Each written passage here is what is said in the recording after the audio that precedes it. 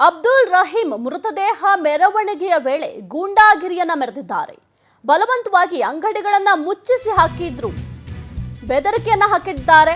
ಅಬ್ದುಲ್ ರಹೀಂ ಮೃತದೇಹ ಮೆರವಣಿಗೆಯ ವೇಳೆ ಗೂಂಡಾಗಿರಿ ವರ್ತನೆ ತೋರಿದ್ದಾರೆ. ಬಲವಂತವಾಗಿ ಅಂಗಡಿಗಳನ್ನ ಮುಚ್ಚಿಸಿ ಬೆದರಿಕೆ ಹಾಕಿದ್ದಾರೆ. ಸಿಸಿಟಿವಿಯಲ್ಲಿ ಸೆರೆಯಾಗದೆ ಬೆದರಿಕೆ ಹಾಕುವ ದೃಶ್ಯಗಳು. ತುಂಬೆ ಹೆದ್ದಾರಿಯಲ್ಲಿ ಯುವಕರಿಂದ ರಂಪಾಟ ಮಾಡಲಾಗಿದೆ, ಗಲಾಟೆಯನ್ನ ಮಾಡಿದ್ದಾರೆ. ಅಂಗಡಿ ಬಂದ್ ಮಾಡುವಂತೆ ಯುವಕರಿಂದ ಪುಂಡಾಟ ಮೆರೆಯಲಾಗಿದೆ. ನಿನ್ನೆ ಮಂಗಳೂರಿನಿಂದ ಬಂಟ್ವಾಳದತ್ತ ಶವದ ಮೆರವಣಿಗೆಯನ್ನ ಮಾಡಲಾಗಿತ್ತು. ಮೆರವಣಿಗೆಯ ಉದ್ದಕ್ಕೂ ಅಂಗಡಿ ಮುಚ್ಚಿಸಿ ಹುಚ್ಚಾಟವನ್ನ ಮೆರೆದಿದ್ದಾರೆ.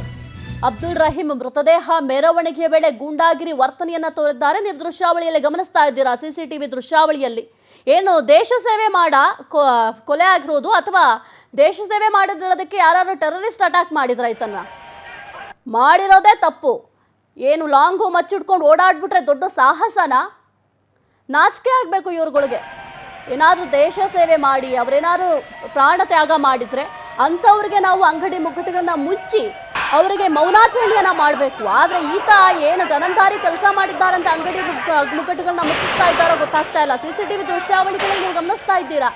ಅದು ಕೂಡ ಗಲಾಟೆ ಮಾಡಿ ಬೆದರಿಕೆ ಹಾಕಿ ಅಂಗಡಿಗಳನ್ನ ಮುಚ್ಚಿಸುವಂತ ಕೆಲಸವನ್ನ ಈ ಪುಂಡ ಪೋಖ್ರಿಗಳು ಮಾಡಿದ್ದಾರೆ.